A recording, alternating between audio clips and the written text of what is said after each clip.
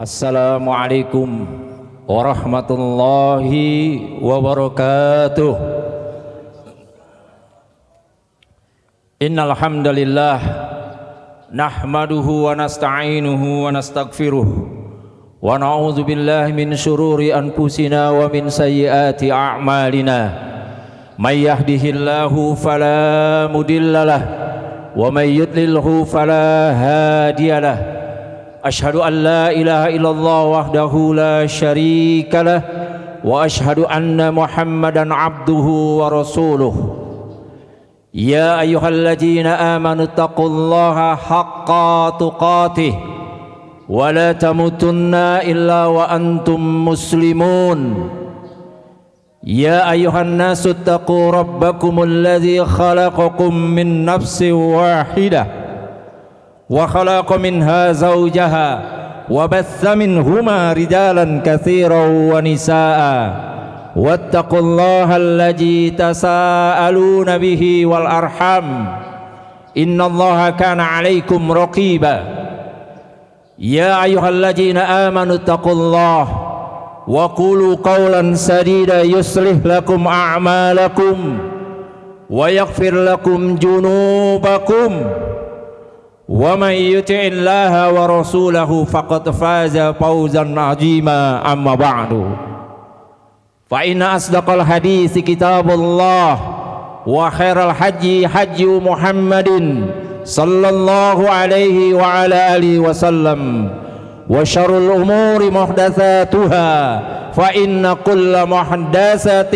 بدعة وكل بدعة ضلالة wa kullu dhalalatin finnar. Jamaah salat Idul Adha rahimani wa rahimakumullah. Allahu akbar, Allahu akbar, Allahu akbar, la ilaha illallah wallahu akbar, Allahu akbar walillahil hamd. La ilaha illallah wa la na'budu illa iyyah mukhlisina lahuddin walau karihal kafirun walau karihal musyrikun walau karihal munafikun. Jamaah salat Idul Adha azakumullah, kita bersyukur kepada Allah tabaraka wa taala yang masih memberi kesempatan kepada kita untuk bertemu dengan bulan Dzulhijjah, salah satu bulan yang dimuliakan oleh Allah tabaraka wa ta'ala, dan diberi kesempatan kita untuk bertaubat di tempat yang mulia ini, karena tidak satu pun kita melainkan orang-orang yang berdosa, orang-orang yang banyak membantang Allah tabaraka wa ta'ala, yang banyak bermaksiat kepada Allah dan malas dalam beribadah kepada Allah subhanahu wa ta'ala. Mudah-mudahan sisa umur kita yang diberikan Allah subhanahu wa ta'ala menyebabkan kita untuk bisa bertaubat kepada Allah subhanahu wa ta'ala.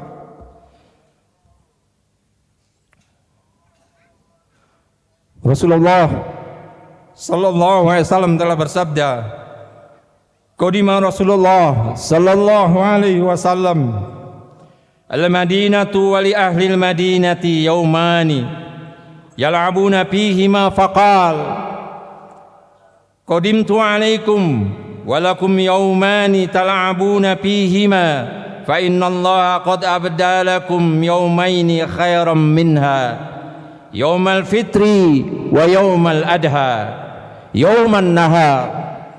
Ketika Nabi sallallahu alaihi wasallam datang ke kota Madinah, penduduk Madinah memiliki 2 hari raya untuk bersenang-senang mereka dan bermain-main di masa jahiliyah. Maka beliau sallallahu alaihi wasallam berkata, aku datang kepada kalian dan kalian memiliki 2 hari raya di masa jahiliyah. yang kalian isi dengan bermain-main. Dan Allah Ta'ala telah menggantikan kedua hari raya di masa jahiliyah itu dengan yang lebih baik bagi kalian, yaitu hari raya Idul Fitri dan hari raya Idul Adha atau hari Yaumun Nahar, hari berkurban. Hadis sahih diriwayatkan oleh Imam Nasai pada nomor hadis 1556 dan Imam Ahmad pada Mustadnya juz 3 halaman 178. Jamaah rahimani wa rahimakumullah, Allah Subhanahu wa taala telah memberikan contoh-contoh yang banyak dalam kehidupan kita di dunia. Dan salah satu contoh terbaik umat ini adalah Rasulullah sallallahu alaihi wasallam dan para pengikutnya yang menegakkan sunnah Nabi sallallahu alaihi wasallam. Dan sebaik-baik zaman adalah zaman ketika Rasulullah sallallahu alaihi wasallam menghapuskan zaman jahiliyah.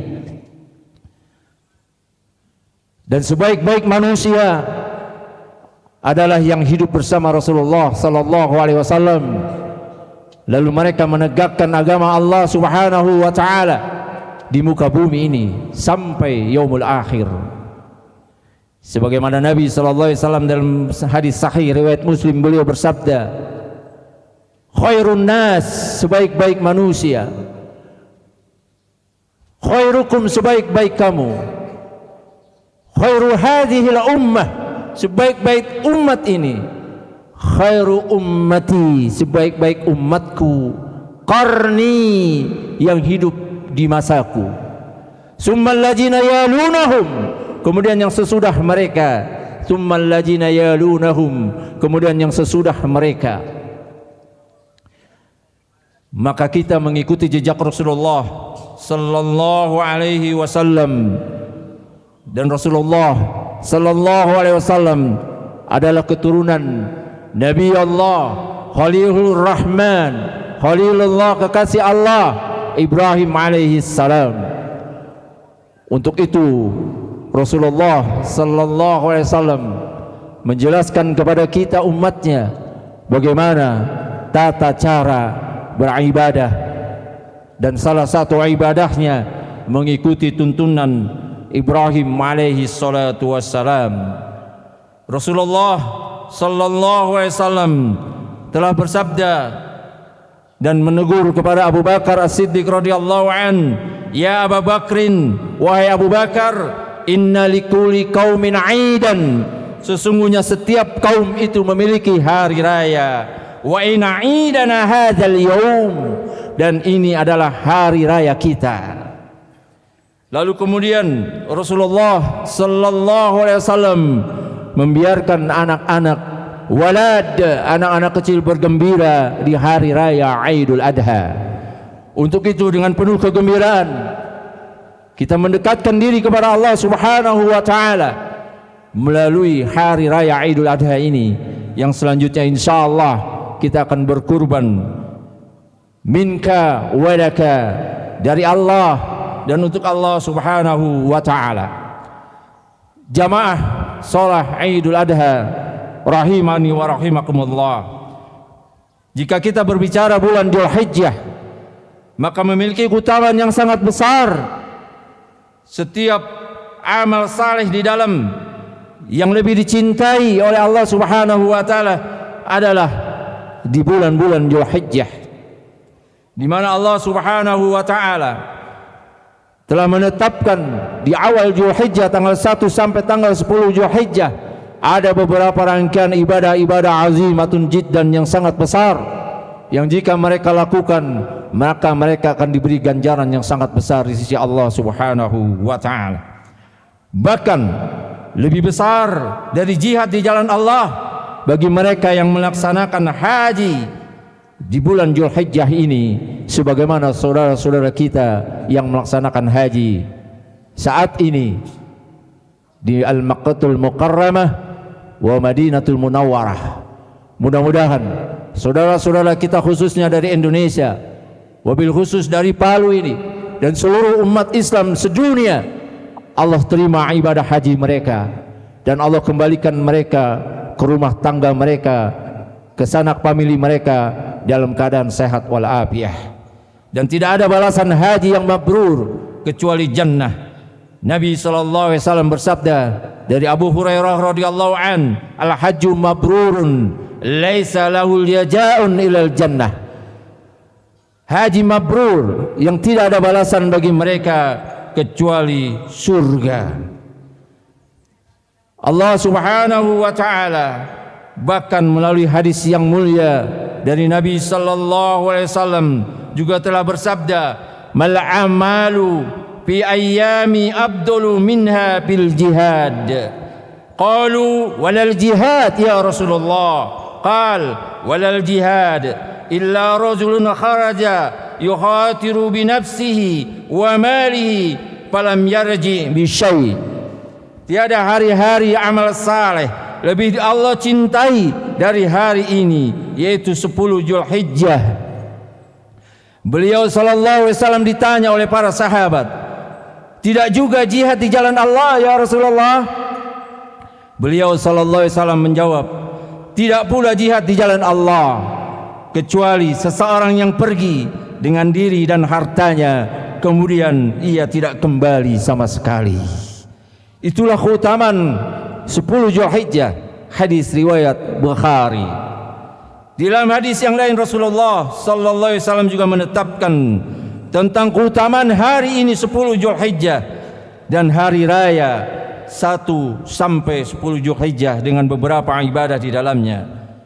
Ma min ayyamin a'zamu indallah wala hayyu ilaihi al-a'malu fihinna min hadhihi al-ayyamil 'ashr. Fa'akthiru fihinna min at-tahlil wat-takbir wat-tahmid.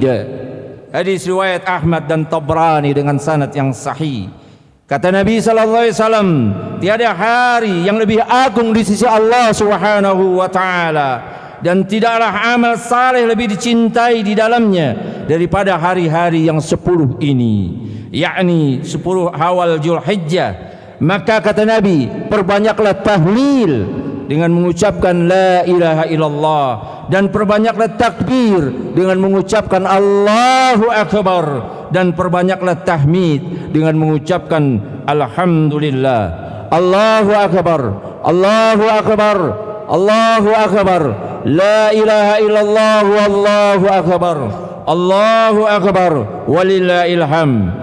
Jamaah salat Idul Adha rahimani wa rahimakumullah, penting dalam kehidupan umat manusia, khususnya bagi mereka orang-orang yang beriman, yang tidak bisa kita memutuskan mantaratai sejarah kehidupan Nabi Allah Ibrahim alaihi salatu wassalam, di mana Nabi sallallahu alaihi wasallam juga menjelaskan kepada kita dengan sanad yang sahih, dengan hadis-hadis yang sahih tentang keutamaan Nabi Ibrahim dan tentang keutamaan kita mengikuti millata Ibrahim, agama yang dibawa oleh Ibrahim alaihi salatu wassalam, yang beliau mendapat gelar Khalilullah, kekasih Allah, Khalifur Rahman, kekasihnya yang maha pengasih dan maha penyayang, Abul Anbiya wal Mursalin, bapaknya para nabi dan rasul, muwahhidin, orang-orang yang mengajak kepada tauhid kepada Allah Subhanahu wa taala. Beberapa riwayat menjelaskan kepada kita, dan di Al-Qur'anul Karim termaktub dengan terang benderang bagi orang-orang yang ingin mengambil pelajaran dari sirah nabawiyah Ibrahim alaihissalam dan keluarganya, bagaimana Ibrahim alaihissalam menegakkan tauhid di hadapan umatnya, di hadapan bapaknya dan keluarganya, di hadapan Raja Namrud, seorang diri, bahkan seorang bapaknya ajar adalah tokoh musyrikun, pembuat berhala, pembuat patung-patung terkenal di masa itu. Tetapi Ibrahim berdakwah, dia menentang kesyirikan yang dilakukan oleh kaumnya, kesyirikan yang dilakukan oleh bapaknya, seorang diri. Kaumnya memusuhinya, bahkan Ibrahim alaihissalatu wassalam dianggap orang yang majnun, orang yang gila, dianggap orang yang menentang kebiasaan adat kaum pada waktu itu, dan mereka sangat murka sekali. Allah Subhanahu wa taala telah mengisyaratkan kepada kita di dalam ayatnya yang mulia, idh qala li abihi wa qaumihi ma hadhihi tamathil allati antum laha aakifun. Ingatlah ketika Ibrahim alaihissalam, beliau berkata kepada bapaknya dan kaumnya, padahal mereka adalah orang-orang yang seharusnya beriman kepada Allah, karena telah datang Nabi dan Rasul sebelum Ibrahim. Kata Nabi Ibrahim, apa yang kalian sembah ini? Patung-patung apakah ini yang kamu telah menyembahnya, yang membesarkannya? Qalu, maka kaumnya berkata, wajadna aba'ana laha akifun, laha abidin. Mereka menjawab, kami mendapati nenek moyang kami menyembahnya, untuk itu kami pun menyembahnya. Qala laqad kuntum antum wa aba'ukum fi dhalalim mubin. Lalu Ibrahim berkata kepada mereka, sesungguhnya kamu dan nenek moyang kamu berada di dalam kesesatan yang nyata. Qalu, lalu mereka berkata lagi, ajitana bin haul am antanta minal abidin. Allah Subhanahu wa taala menjelaskan, qalu ajitana bil haqqi am anta minal la'ibin. Mereka berkata, apakah engkau datang kepada kami ya Ibrahim dengan membawa kebenaran, atau engkau main-main kepada kami? Qala, lalu Nabi Ibrahim berkata, bal rabbukum rabbus samawati wal ar alladzi fatarahinna wa ana ala dzalikum minasy syahidin. Ibrahim menjawab, sesungguhnya Tuhanmu itu adalah Tuhan Allah Subhanahu wa taala. Sebenarnya Tuhan kamu ialah Tuhan Allah yang memiliki langit dan bumi. Dialah yang telah menciptakannya, dan aku termasuk orang-orang yang bersaksi atas itu. Wa tallahi, dan Allah Subhanahu wa taala telah menyatakan, dan demi Allah, lakiyadanna asnamakum ba'da an tuwallu mudbirin. Sungguh aku akan melakukan tipu daya kepada kalian. Aku akan melakukan tipu daya terhadap kalian dan berhala-berhala kalian setelah kamu meninggalkannya. Wa ja'alahum juzazan illa kabiran lahum la'allahum ilaihi yurji'un. Maka dia Ibrahim menghancurkan seluruh berhala-berhala itu berkeping-keping, kecuali Ibrahim meninggalkan berhala yang terbesar, agar mereka kembali untuk bertanya kepadanya. Qalu man fa'ala hadza bi alihatina innahu laminadh dhalimin. Mereka berkata kepada Ibrahim, kepada kaumnya pada saat itu mereka panik, siapakah yang melakukan perbuatan ini terhadap Tuhan-Tuhan kami? Sungguh ia termasuk orang yang zalim. Qalu, bahkan mereka ada yang berkata, sami'na fatayadhkuruhum yuqalu lahu Ibrahim. Kami mendengar ada seorang pemuda yang membenci dan mencela kita dan Tuhan-Tuhan kita, namanya Ibrahim.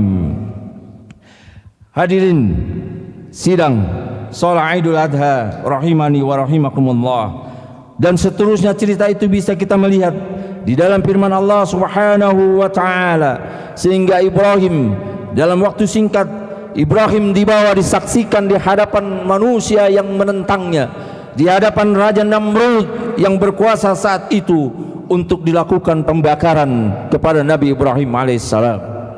Bahkan dalam tafsir Al-Imam Ibnu Katsir rahimahullah, yang kita tidak dapati di dalam terjemahan kecuali membaca tafsir, seluruh masyarakat pada saat itu, kaumnya berduyun-duyun menyiapkan kayu bakar untuk membakar Ibrahim dengan penuh kebencian, sehingga kayu-kayu bakar yang ditimbun sampai setinggi-tingginya itu adalah berkat bantuan para masyarakatnya yang membenci Ibrahim. Mereka ingin mengambil alih semua itu, mereka ingin membakar Ibrahim, sehingga mereka berduyun-duyun menyerahkan kayu-kayu bakar kepada Namrud.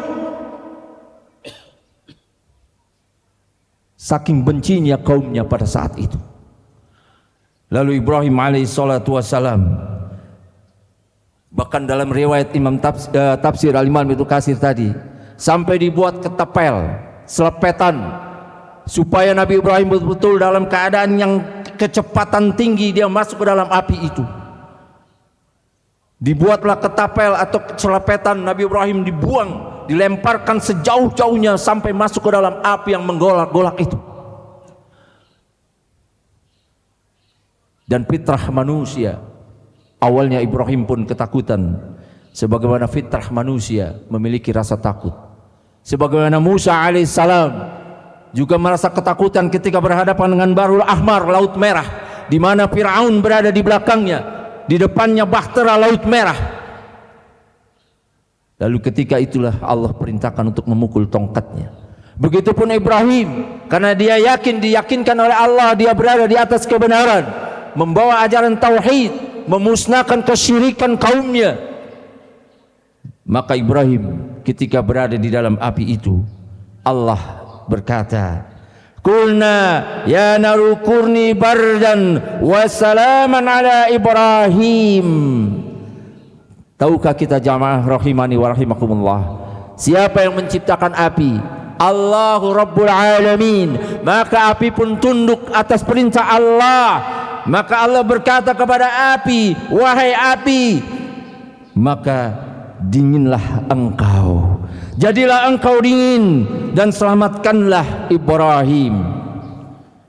Kita bisa lihat di dalam surah Al-Anbiya pada ayat 52 dan seterusnya. Allahu Akbar, Allahu Akbar, Allahu Akbar, la ilaha illallah, wallahu akbar, Allahu Akbar, walillahil hamd. Jamaah salat Idul Adha, azakumullah.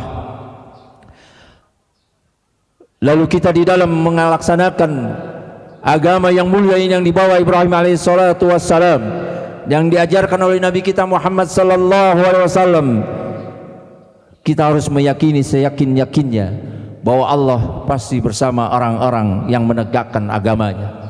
Allah pasti bersama orang-orang yang menolong agamanya.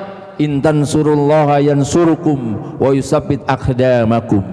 Jika kamu menolong agama Allah, maka Allah akan meneguhkan pendirianmu. Allah akan menyelamatkan diri-diri kalian.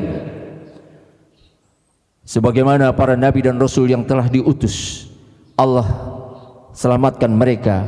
Begitupun kita saat ini mendakwahkan agama Allah, mendakwahkan tauhid di muka bumi ini. Tentu berbagai macam onak dan duri, ujian dan bala, fitnah dan segala macam akan datang kepada kita. Maka berpegang teguhlah kepada tali agama Allah, berpegang teguhlah kepada akidah yang sahih minal Qur'an was sunnah, dari Al-Quran dan sunnah Nabi sallallahu alaihi wasallam. Dan kedua, kita ikhlas di dalam beribadah kepada Allah subhanahu wa ta'ala, karena ikhlaslah yang akan mendapatkan ganjaran di sisi Allah subhanahu wa ta'ala. Allah berfirman, "Wa ma umiru illa liya'budullaha mukhlishina lahuddin." Dan tidaklah kami perintah mereka untuk beribadah kepada Allah subhanahu wa ta'ala kecuali mereka ibadah ikhlas kepada Allah untuk agama Allah subhanahu wa ta'ala. Jamaah salat Idul Adha, azakumullah. Begitupun dalam salah satu doa iftitah yang sering kita baca, ada beberapa doa iftitah yang diajarkan Rasulullah sallallahu alaihi wasallam dalam hadis sahih. Di antaranya doa iftitah yang banyak kita baca, sebagian besar kaum muslimin banyak menghafalnya. Inna salati wa nusuki wa mahyaya wa mamati lillahi rabbil alamin la syarika lahu wa bidzalika umirtu wa ana awwalul muslimin. Tahukah kita artinya? Doa iftitah yang kita bacakan itu, sudahkah merasuk ke dalam dada-dada kita? Sudahkah kita mengamalkannya dan paham tentang artinya? Ini diperintah oleh Allah kepada Rasulullah SAW. Qul, katakan hai Muhammad, inna salati, sesungguhnya salatku, wa nusuki, penyembelihanku, kurbanku. Sebagian ahli tafsir mengatakan wa nusuki ala ibadatuhu. Sesungguhnya salatku, ibadahku, penyembelihanku, kurbanku. wa mahyaya dan kehidupanku, wa mamati dan matiku, lillahi rabbil alamin, hanya bagi Allah Tuhan semesta alam. La syarikalahu, yang tidak ada sekutu bagi Allah. Wa bidzalika umirtu, dan yang demikian itu diperintahkan kepada kita. Wa ana awwalul muslimin, dan aku termasuk orang-orang yang pertama-tama berserah diri kepada Allah. Sudahkah salat kita untuk Allah? Sudahkah hewan penyembelihan kita untuk Allah? Sudahkah hidup kita untuk Allah? Sudahkah mati kita dipersembahkan untuk Allah, mempersiapkan diri untuk yaumul akhir?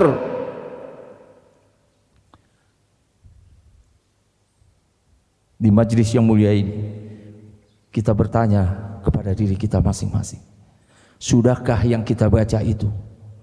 Inna salati wa nusuki wa mahyaya wa mamati lillahi rabbil alamin. Termasuk hewan-hewan yang kita sembelih pada hari ini, maka harus kita niatkan karena Allah Subhanahu wa ta'ala, bukan karena mengharap pujian manusia, bukan mengharap karena kita mendapat gelar dermawan. Maka batal kurban kita kalau bukan karena Allah. Dalam sebuah hadis sahih yang diriwayatkan oleh Imam Ahmad, an Tariq bin Shihab radhiyallahu anin Nabiy sallallahu alaihi wasallam qaal, ar-rajulun fil jannati jubaban wa dakhalan rajulun nar jubaban. Ada seorang, kata Nabi sallallahu alaihi wasallam, masuk ke dalam surga karena seekor lalat, dan ada seorang masuk ke dalam neraka karena seekor lalat. Wa kaifa ya Rasulullah? Sehingga para sahabat bertanya, kenapa ya Rasulullah? Apa yang menyebabkan kau mengatakan ada seseorang masuk surga karena seekor lalat, dan ada seorang juga masuk ke dalam neraka karena seekor lalat?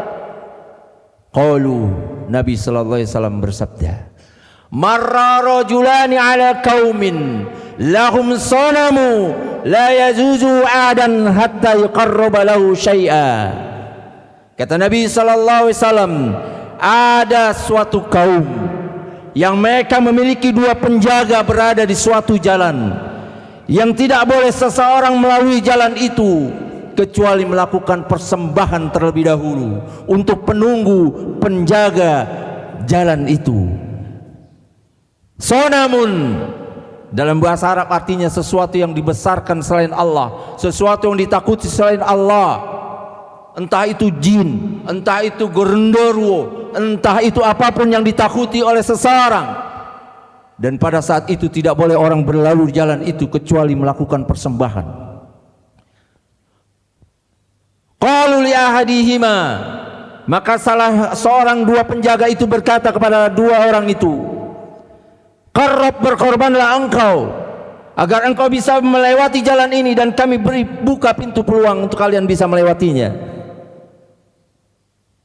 Qal, maka seorang itu berkata, laisa indi syai'un liuqarrabu, aku tidak memiliki sesuatu pun untuk aku persembahkan sebagai kurban agar aku bisa melalui jalan ini.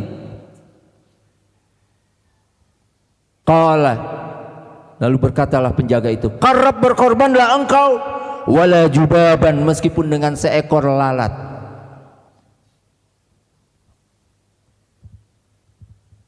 Faqarraba jubaban, maka orang yang akan melalui itu dan dia ingin melalui jalan itu pun berkorban dengan seekor lalat. Fahalau sabilahu, maka penjaga itu mengizinkan dia lewat. Kata Nabi sallallahu alaihi wasallam, pada halan nar, orang itu masuk ke dalam neraka karena dia berkorban dengan seekor lalat, bukan karena Allah.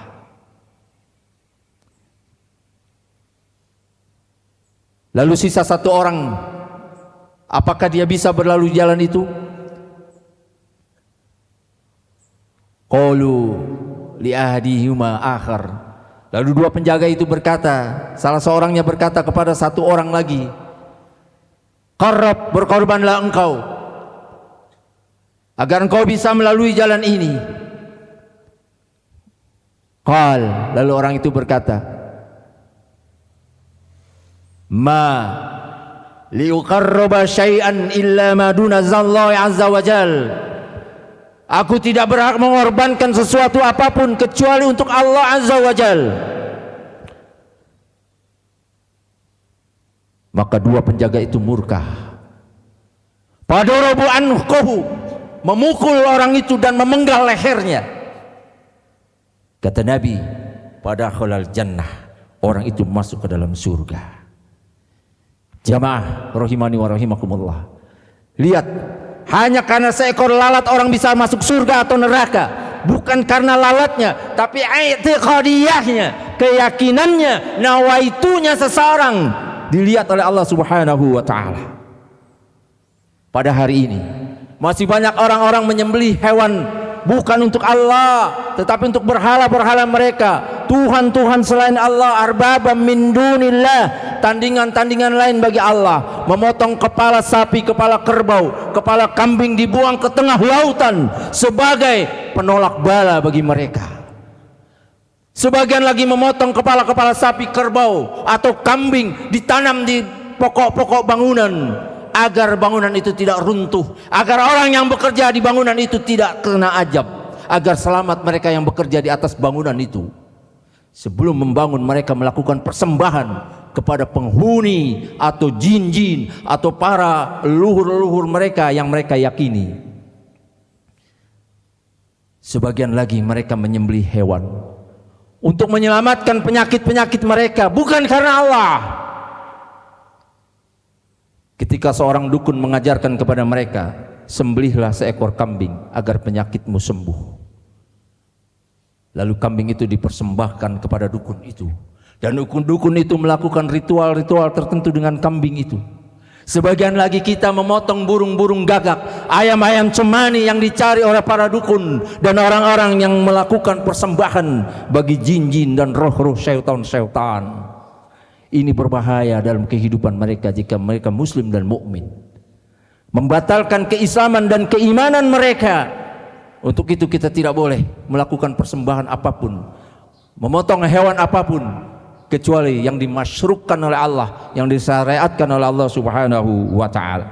Begitupun ketika Allah Subhanahu wa taala mengajarkan Ibrahim alaihissalatu wassalam untuk mengorbankan Ismail putranya. Kalau kita melihat sejarah ke belakang, betapa ujian yang sangat berat yang ditimpakan kepada Ibrahim alaihissalatu wassalam. Beliau hijrah ke beberapa tempat, ke Babilonia, sampai mereka, Ibrahim dan keluarganya, harus tinggal di sebuah kota yang sekarang bernama Mekah, yang kita kenal dahulu adalah kota mati, yang tidak ada manusia di situ, tidak ada tumbuh-tumbuhan, tidak ada air, tidak ada haiwan, tidak ada kehidupan sama sekali untuk menyelamatkan seseorang hidup di lembah yang tandus dan gersang itu.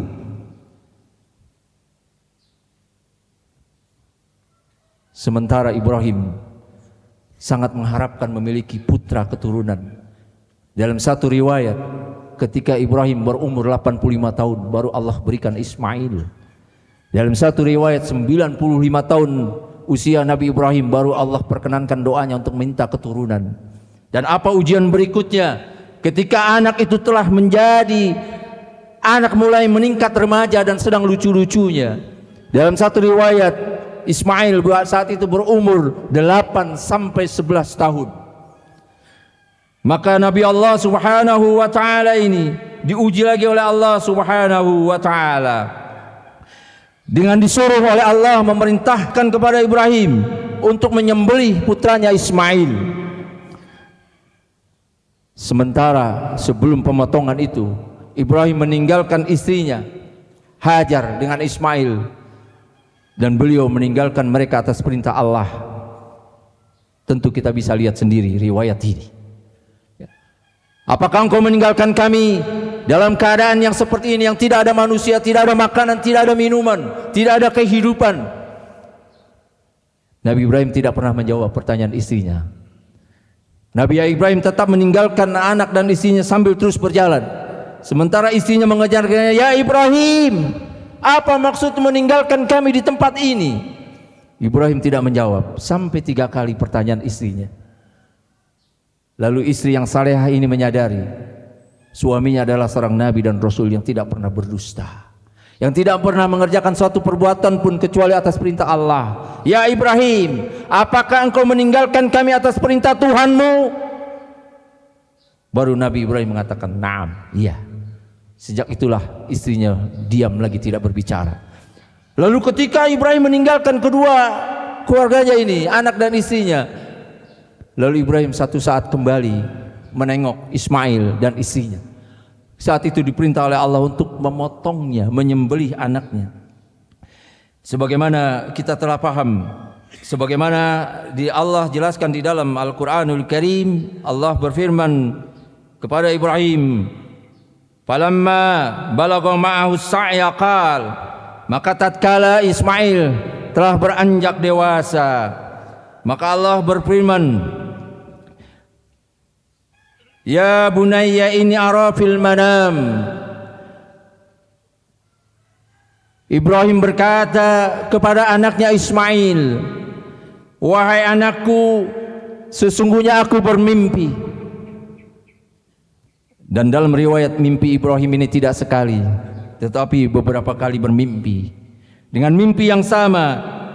Lalu pada akhirnya Ibrahim berkata kepada Ismail, "Ya bunayya inni ara fil manam." Wahai anakku, sesungguhnya aku telah bermimpi, anni atbahuka, aku menyembelihmu. Panzur madza tara, maka bagaimana pendapatmu wahai Ismail? Bagaimana seandainya perintah menyembelih anak itu datang kepada kita? Apakah kita akan lakukan? Sementara menyembelih kambing atau sapi saja kita masih perhitungan. Tetapi Allah perintahkan Ismail ini disembelih oleh bapaknya. Dan lihatlah bagaimana perkataan seorang anak yang saleh, bir walidain, seorang anak yang berbuat baik kepada kedua ibu bapaknya. Qal, maka Ismail pun berkata kepada bapaknya, "Ya abatif'al, wahai bapakku, kerjakanlah ma tu'mar, apa yang diperintahkan kepadamu. Satajiduni insyaallah minas sabirin, insyaallah engkau akan dapati aku termasuk orang-orang yang bersabar."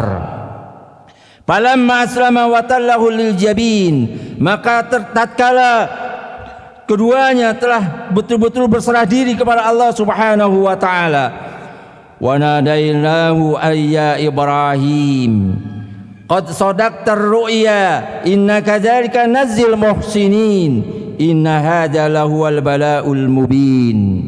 Maka ketika Ibrahim telah membenarkan mimpi-mimpinya dan Ismail pun telah pasrah dengan apa yang dikatakan dari bapaknya untuk menyembelihnya, maka mereka berserah diri kepada Allah Subhanahu wa taala. Sungguh ini, kata Allah, benar-benar suatu ujian yang nyata dan engkau betul-betul melaksanakannya. Lalu kami panggil dia, "Wahai Ibrahim, sungguh engkau telah membenarkan mimpi itu. Sungguh kami memberi balasan kepada orang-orang yang berbuat kebaikan."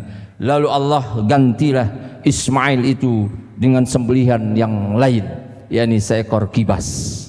Itulah peristiwa penyembelihan hewan kurban saat ini yang dilakukan seluruh kaum muslimin sedunia pada 10 Zulhijjah, ayyamut tasyrik 11, 12, 13 Zulhijjah. Maka menapak tilas apa yang dilakukan Ibrahim dan putranya Ismail. Seluruh rangkaian manasikul hajj, tata cara haji yang dilakukan seluruh kaum muslimin sedunia adalah menapak tilas apa yang dilakukan oleh Ibrahim dan keluarganya. Maka setiap kebaikan-kebaikan yang dilakukan kaum muslimin dan mukminin dalam rangkaian ibadah-ibadah haji sampai terakhir pada tanggal 13 tasyrik, hari tasyrik, maka seluruh kebaikan itu akan mengalir pahalanya bagi Ibrahim dan keluarganya. Begitupun kita, jika kita melakukan kebaikan-kebaikan yang diajarkan oleh Allah dan Rasulnya sallallahu alaihi wasallam, tabi'a millata Ibrahim, mengikuti agamanya Ibrahim, maka insyaallah kita akan mendapatkan kebaikan yang banyak. Jamaah rahimani wa rahimakumullah, Marilah kita tutup khutbah yang singkat ini dengan kita bermunajat kepada Allah Subhanahu wa taala, dan korbankanlah apa yang Allah minta dari diri kita hanya sedikit. Allah telah cukup memberikan nikmat yang banyak kepada kita, dari mulai kita tidur sampai kita bangun lagi tidur. Seluruhnya nikmat yang Allah berikan kepada kita adalah sebagai ujian bagi kita. Mampukah kita menjadi hamba-hamba Allah yang bersyukur? Mampukah kita menjadi hamba-hamba Allah yang selalu mendekatkan diri kepada Allah? Mampukah kita menjadi hamba-hamba Allah yang mentauhidkan Allah Subhanahu wa taala? Allah berfirman, "La in syakartum la azidannakum wa la in kafartum inna ajabi lasyadid." Sungguh jika kalian bersyukur dengan segala nikmat yang aku berikan, maka akan aku tambah nikmat itu. Dan jika kalian kufuri nikmatku, maka sesungguhnya azabku sangat pedih. Dan kita tidak sanggup menghitung nikmat Allah yang sangat banyak. Wa in ta'uddu ni'matallah la tuhsuha. Dan jika kamu ingin menghitung-hitung nikmat Allah, la tuhsuha, kamu tidak akan sanggup menghitungnya. Allah hanya meminta 2.500.000 seekor kambing atau patungan sapi. Allah hanya meminta 10 juta, hanya 20 juta, 50 juta, 100 juta, kecil, qalilan, sangat sedikit sekali. Kalau kita menjadi hamba yang bersyukur kepada Allah. Dan semuanya kurban-kurban yang kita persembahkan untuk Allah, Allah tidak butuh daging dan darahnya. Bahkan kurban itu boleh kalian makan lagi sepertiga bagian dari hewan kurban kalian. Allah tidak butuh dagingnya dan darahnya. La yanallaha luhumuha wala dima'uha walakin yanaluhu taqwa minkum. Darah-darah dan daging-daging kurban itu tidak sampai kepadaku. Aku tidak butuh itu, tetapi takwa kalian. Takwa kalianlah sampai kepadaku. Maka marilah kita tingkatkan takwa kita kepada Allah Subhanahu wa taala. Yang Allah berikan rezeki, mudah-mudahan bisa memberikan rezekinya untuk berkurban hari ini. Mari kita bermunajat kepada Allah Subhanahu wa taala di mimbar yang mulia ini, di majlis yang mulia ini. Mudah-mudahan Allah selamatkan kita fid dunya wal akhirah. Allah ampuni segala dosa-dosa kita di masa lalu, dan mudah-mudahan Allah terima taubat kita. Allahumma sholli ala Muhammad wa ala ali Muhammad kama shallaita ala Ibrahim wa ala ali Ibrahim, wa barik ala Muhammad wa ala ali Muhammad kama barakta ala Ibrahim wa ala ali Ibrahim innaka Hamidum Majid. Allahumma ighfir lil muslimina wal muslimat wal mu'minina wal mu'minat al ahya'u minhum wal amwat innaka sami'un qaribun mujibu da'wat wa yaqadiyal hajat. Rabbana waj'alna muslimaini laka wa min dhurriyyatina ummatan muslimatan lak wa arina manasikana wa tub alaina innaka antat tawwabur rahim. Rabbana zalamna anfusana wa illam taghfir lana wa tarhamna lanakunanna minal khasirin. Rabbana hab lana min azwajina wa dhurriyyatina qurrata a'yun waj'alna lil muttaqina imama. Ya muqallibal qulub tsabbit qalbi ala dinik, tsabbit qulubana ala dinik, tsabbit qulubana ala ta'atik. Rabbana atina fid dunya hasanah wa fil akhirati hasanah wa qina azabannar wa qina azabannar wa qina azabannar. Subhanakallahumma wa bihamdika asyhadu an la ilaha illa anta astaghfiruka wa atubu ilaik. Nastaghfiruka wa natubu ilaik. Qabbalallahu minna wa minkum. Assalamualaikum warahmatullahi wabarakatuh.